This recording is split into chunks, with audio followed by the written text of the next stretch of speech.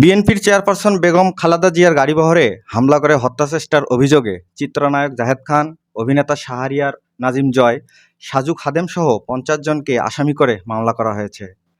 আজ রবিবার ঢাকার মেট্রোপলিটন ম্যাজিস্ট্রেট জাকি আল ফারাবীর আদালতে মামলাটি দায়ের করেন ব্যান্ডশিল্পী আসিফ ইমাম।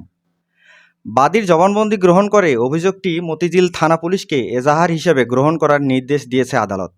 মামলার উল্লেখযোগ্য আসামিরা হলেন শেখ সেলিম, শেখ হেলাল, কর্নেল ফারুক খান, ফজলে নূর তাপস, নিক্সন চৌধুরী, সাইদ খোকন, হাসানুল হক ইনু, রাশেদ খান মেনন এবং বাফুফের সভাপতি কাজী সালাউদ্দিন ও আরও অনেকে।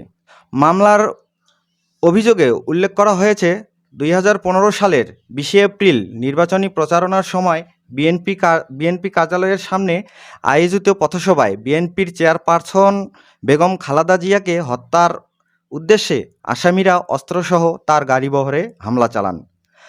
তখন খালেদা জিয়ার গাড়িবহরে ১২ থেকে ১৪টি গাড়ি ভাঙচুর, ৪টি মোটরসাইকেলে আগুন এবং নেতাকর্মীদের মারধর করা হয়।